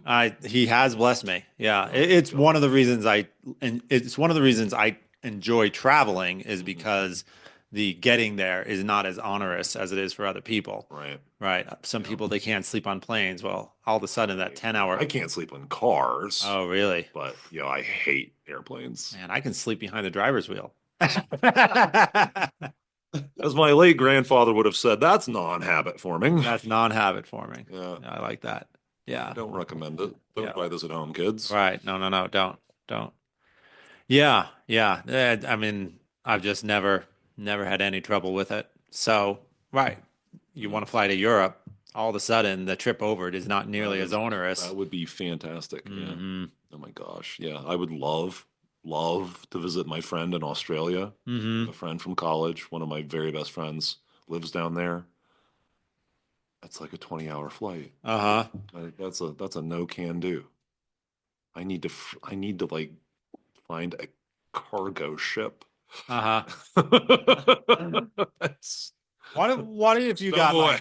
what if you got one of those luxury seats? You know, the full reclining, the little privacy walls. I still have too much flying causes me too much anxiety. I am too hyper vigilant about changes in my environment, Mm. and every little shift, every little bit of turbulence causes me to like, wait, What do I need to do? Right. What's wrong? Are we falling out of the sky? Are we falling out of the sky? Yeah. I mean, it's not even quite that bad. It's, I can cognitively talk myself out of that, but there's Okay. still this ambient level of, wait, why is this shifting? Why is this shifting? Why is this shifting? Interesting. Okay. Um, It's more your body's response to. yeah, yeah. If we're going to sleep, things should be still. Yes, things should be still and Mm. things should be dark. Uh-huh. Now, the reason I seldom actually sleep without the phone in the room is that, I mean, I have been in a rhythm for years where I fall asleep almost immediately when I lay down. I Uh-huh. usually fall asleep almost immediately when I lay down. And then I wake up in the 3 o'clock or 4 o'clock hour and I have a hard time getting back to sleep. Interesting. And it helps me to play music or something Hmm. at that point. It does not help me to fall asleep. I mean, it's actually, I think, problematic if I, lay down at 9:30, which I often do, and try to go to sleep. Then sound is actually deleterious. Mm-hmm. But then I wake up and, I have, I mean, I guess I start thinking about stuff that I ought to be doing or other lines of thought, um, criticizing myself for things I did in the past, or whatever it happens to Yeah, be. exactly. Right. And that's hard to, coax myself to let that go and fall back asleep. Yeah. Many of us have bought the lifetime tickets to the latest showings of the things I did wrong, the things I said at the party. That's right. Yeah. Yeah. No, I am professional level at that. Uh-huh. You should not have done this with your life. You should have done this instead. Uh-huh. Why did you do this and not do this? And your life is, Right. Right. At 3 a.m. It's pretty tough to get away from those thoughts. It can be. It can Yeah. be, even though they are There's completely nothing like, unhelpful. what are you going to do to distract yourself? Yeah. I don't really want to turn on a light to read or even watch it, watch something. Yeah. Yeah. I mean, yeah. Yeah. Yeah. Yep. Just lying in the dark with your sense of inadequacy. I've been there. Yeah. I know the feeling well. Many of us have. Hmm. But that is the cycle that I'm stuck in. So it is hard for me to use my sister-in-law's cast off Fitbit, and Hmm. my goal is to get 7.5 hours of sleep a night. And that is not something I can do reliably, consistently. And sometimes when it does that, I think it's because I've been laying there awake, but I've been. Yeah. Yeah. Even if one thought this particular brand of aid is problematic, you do have to think through how are we, it's probably best to wean it off rather than just say, oh, it's over. Yeah. And just the way you're supposed to think through your withdrawals from Afghanistan, Yeah, exactly. right? Just because something needs to be Pull a 5-year-old out of the crowd and ask them what order you should withdraw people from. right. Yeah. Yeah. But I mean, yeah, if I think about geopolitics, I look at the world, if I try to break it down very simply, I look at, I pull out Wikipedia or something and I sort the list of countries in the world by population. I find there are two countries in the world that have 1.4 billion people or so. India has basically caught up with China at this point. Isn't that crazy? With what? A third of the landmass? They're sub-equal in area. I guess Oh, India's a really? little smaller. Okay. Yeah. Oh, I thought India was significantly smaller. It depends what you mean by significant. Okay. Is it half the size of China? I don't think it's that small. Really? It's a Okay. big spot. It's a subcontinent after Okay. all. Ask any Brit. Okay. Sure. It's a large landmass. I mean, if you look at a globe, it's a large landmass. Sure. And China is kind of more strung out, Mm-hmm. but it's not that much bigger than India. Okay. So, Interesting. All right. I but gotta yeah, look I that mean, so up. they're both, and a lot of Western China is not inhabited. Or inhabited very thinly. Mm-hmm. So, I mean, by the time you're talking about population density, then you're back to, well, there's the China seaboard, and then there's, the places in India that are densely populated. And I think actually a lot of southern India is not that densely populated. Interesting. A lot of it's fairly mountainous, not, it's not the Himalayas, but it's fairly mountainous. Anyway, but yeah, I mean, they're sub-equal in terms of population density. Yep. Which is to say they're both high. Yeah. But they are large countries. Okay. Number 3, United States with 300 and some million people. Okay. And then Well, I don't remember the list all the way from there. Be Russia? Russia's in the 200s, I think. Yeah. Interesting. Yeah. I think we're the only three countries above 300 million, or India, China, and the United States. And the first two have over 1 billion more. And the first have over 1 billion. Yes. So it's a big jump down to number three. That's And nuts. we are number three. And we're number 3. So in terms of population, right.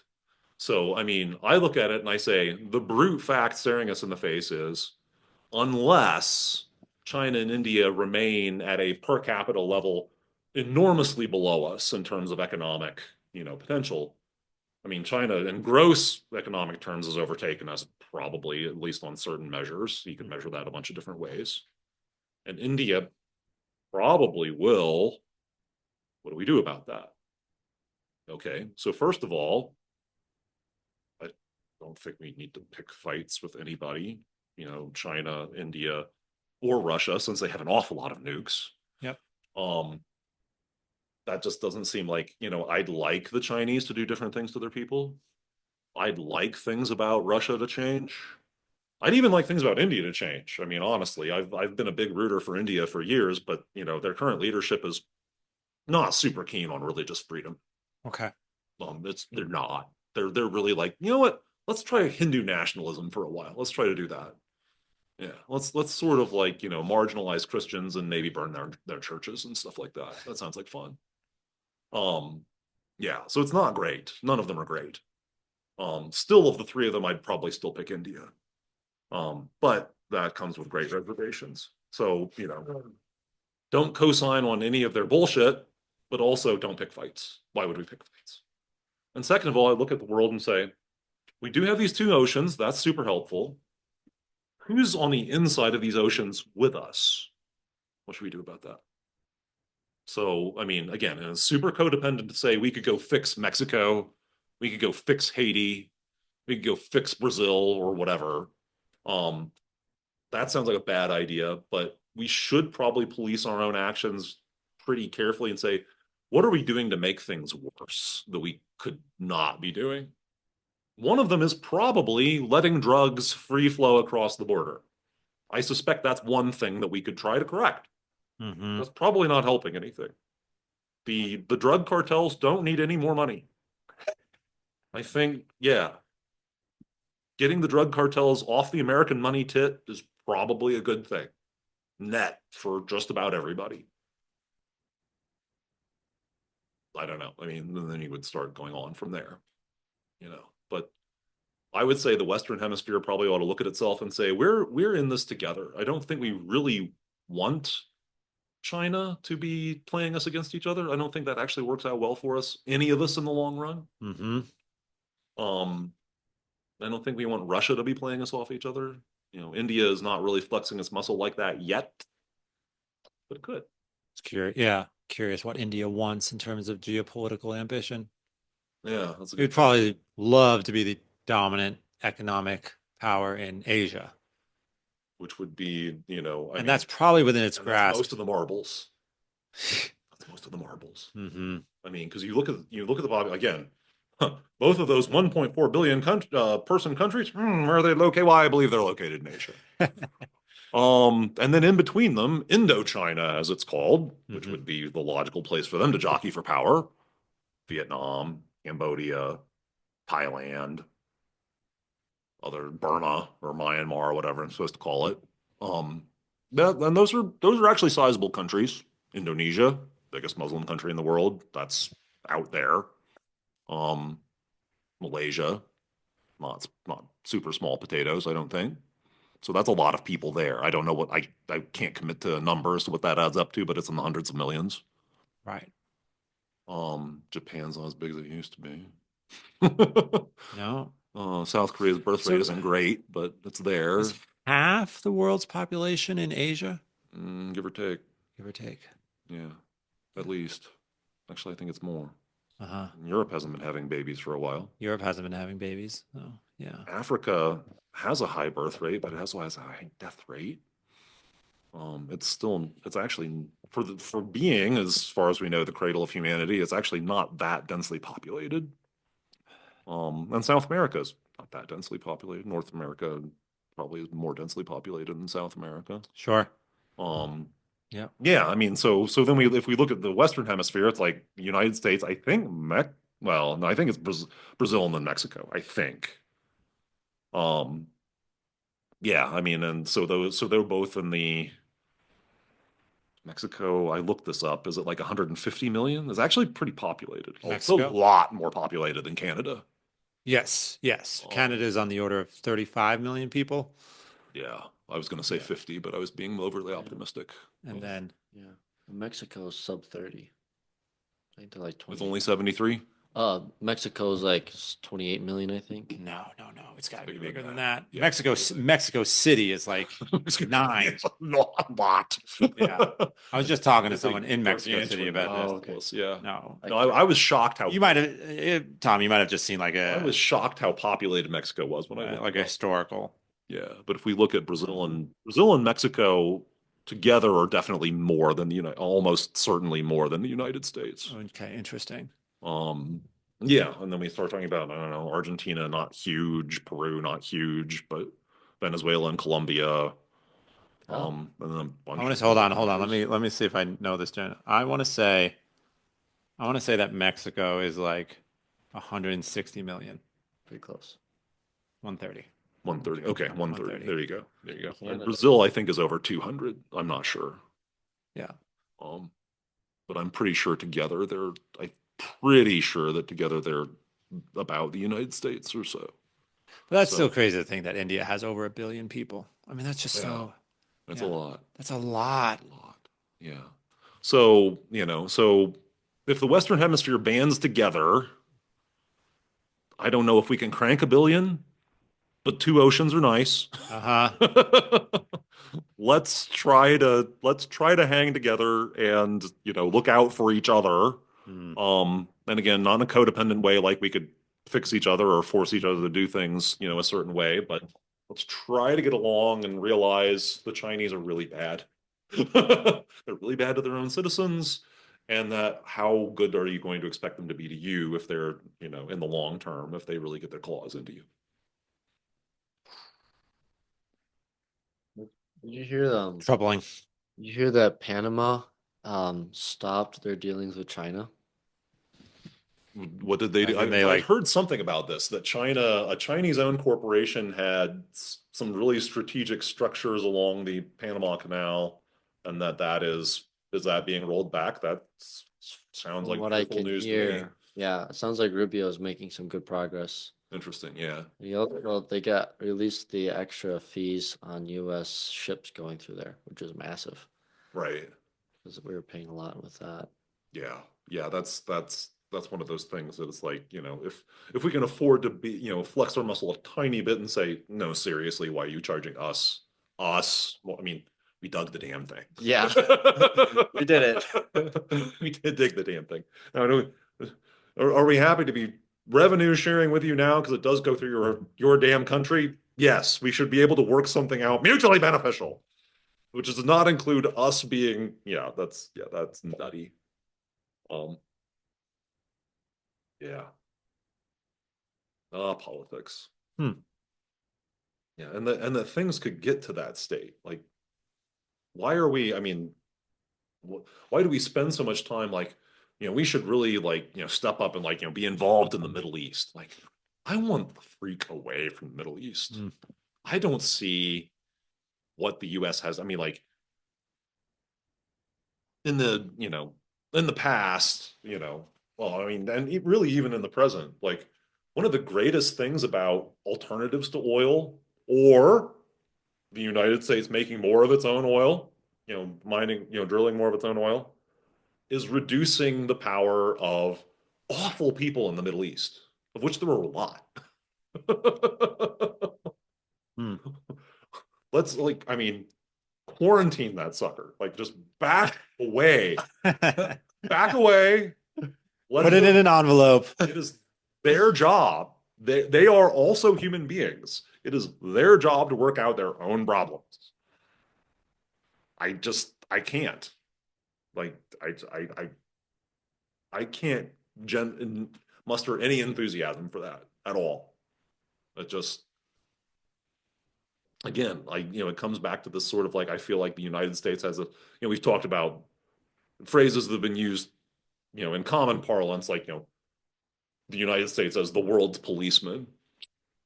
I mean, And that's a role it sort of took on right. after the Second World It's one of, War. yeah, it's one of those, history is full of all of these like, huge, well, let's bend the bow way too far the other direction to compensate for this.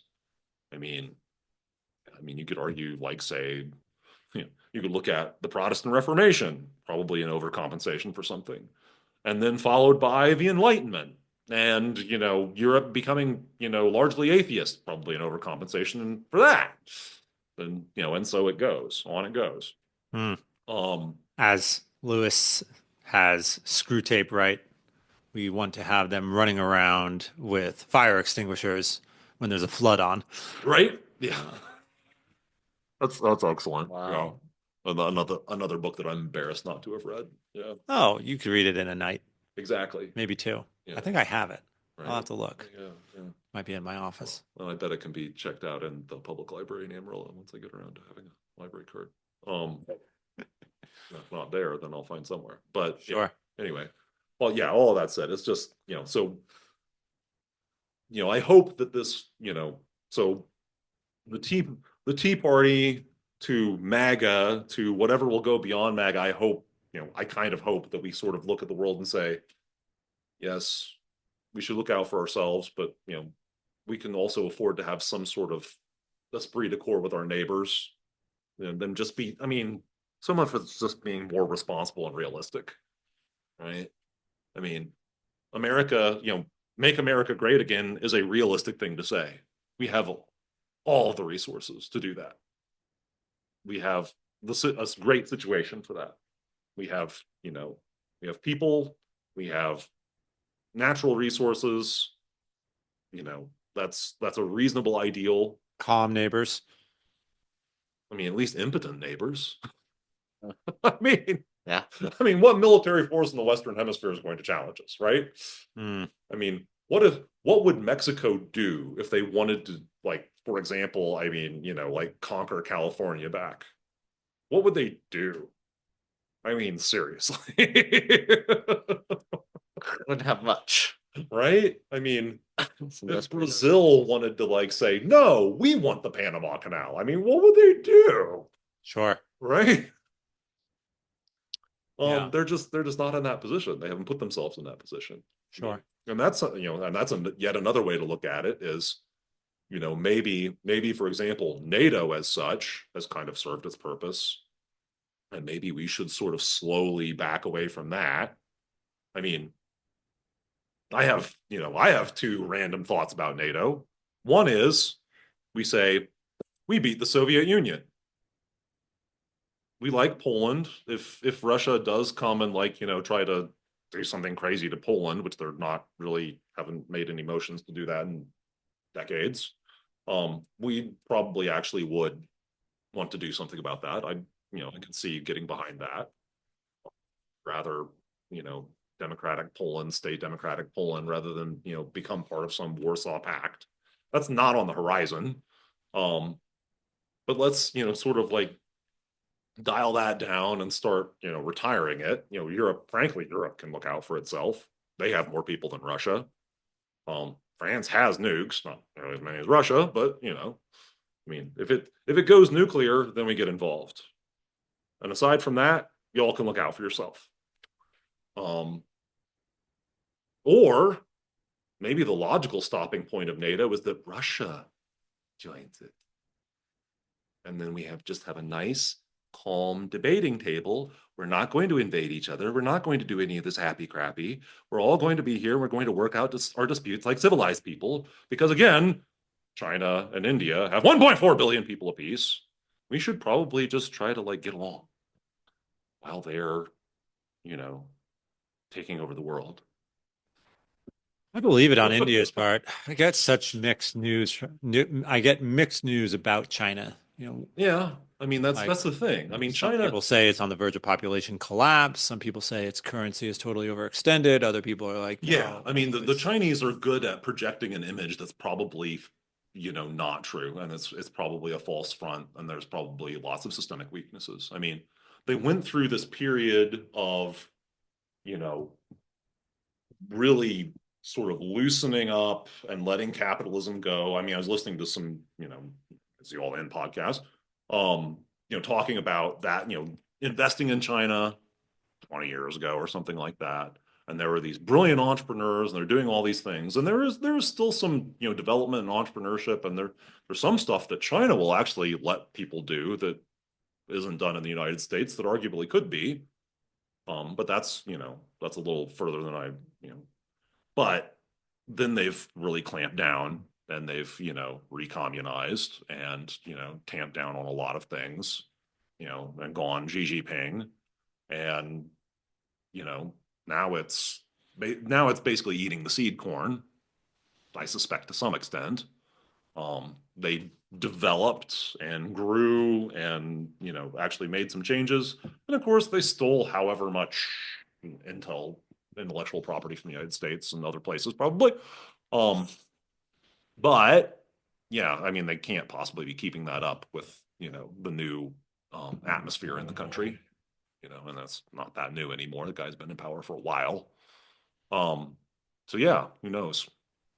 I mean, and how will that keep oscillating and will that stay stable? Because, something wobbling back and forth at some point will wobble right off the rails and turn into something else. Will the Chinese Communist Party continue? I mean, it's an oligarchy now, right? I mean, it's a crony capitalist oligarchy. It's really what it is, right? With a lot of nasty atheistic propaganda and the motivation to, persecute religious groups.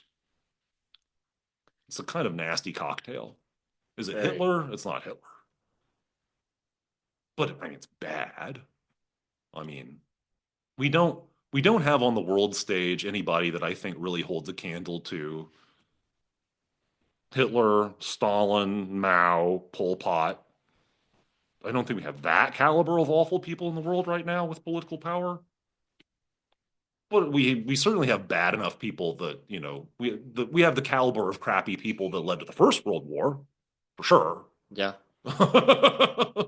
yeah. Yep. So that's concerning. Sure. Yeah. Yep. A heady cocktail of fear and ignorance. Yeah. Yeah. Yeah.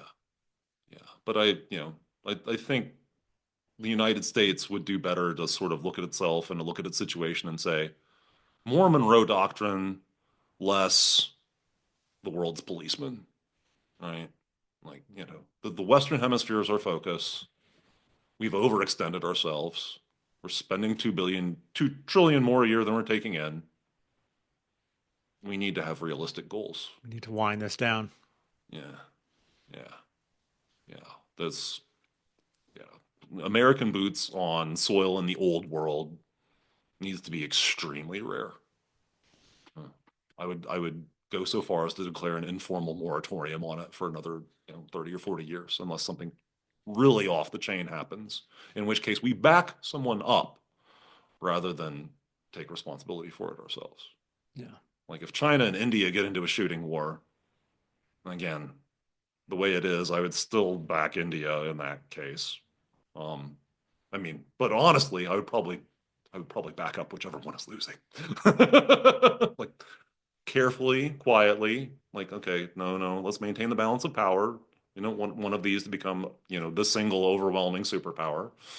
I don't think that'd be beneficial. Hmm. And I think if we had saner leadership and, could get some of, recent disturbances out of the way, we could probably get Russia to join us if we were sane. But yeah, yeah. We don't have the choice of dealing with nice people every time we'd like to. Did you hear about Trump's plan to settle Palestine and Israel's conflict? To do what? His plan to do what? Settle the Israeli-Palestinian I don't know conflict. any details. No. He wants to buy Gaza. He wants to buy Gaza. Oh, wow. Just like keep your hands to yourself kind of thing. He Yeah. said, Well, there you go. yeah, he said he wants to buy it, go in, clean it up, rebuild it, Uh-huh. and then move the Palestinians back in. Wow. Interesting. I had not heard that. That's Yeah, fascinating. people are like, "Are you going to invade?" He's like, "No soldiers." Right? Just real estate developers. Yeah, and everyone's like, "We didn't see that coming." No. Well, And I mean, then, and it's Trump, right? He puts an offer on the table and, lets you try to wrap your mind about it. And it's like, okay, well, what are we really going to do? yeah, I mean, because we could do this. Is there something better? yeah, Better than what you've been doing. right. So, yeah. Do you see that's, that? That's I fascinating. did see that. Yeah, I was listening to I saw part of his speech in front of Netanyahu. Yeah, did they do that at the White House? Yeah, Netanyahu's standing at the other podium, just like, He looked very shocked, like he Yeah, I wasn't. bet he was. yeah, he didn't to me appear upset, but yeah, I'm not inside the mind of Netanyahu. Yeah, um, if I was, yeah, I'd be doing a different job. Right? Interesting, Yeah.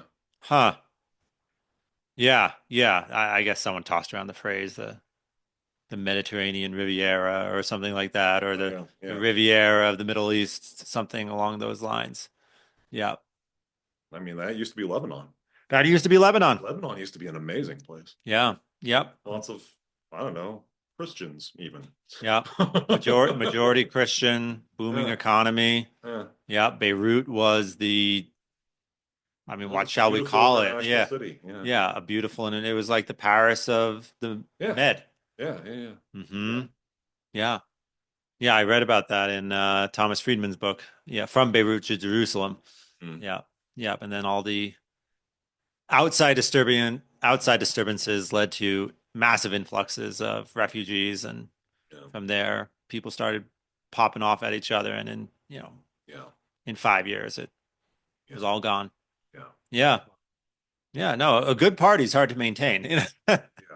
That's right. Yeah. That is right. Yeah, credit goes to Vegas. That right. Yeah. Yeah. Let's start this city out in the middle of the desert with no natural features as natural attractions. And we're just going to get a party started and see if we can keep it going for 100 years. Gosh. Yeah. Right? Like, you got to hand it, like, I don't like Vegas, but you got to hand it to them. That's right. They've Yeah. done a good job. Yeah. Yeah. I mean, Vegas is, if I've only visited it once and it was in July, which was insane. Hmm. Like at this point, I'm like, okay, let me find the cheapest hotel on the strip. And that was just going to be my launching ground to go hiking. Yeah. Yeah.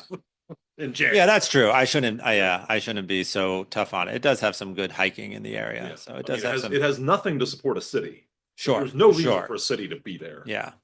Yeah.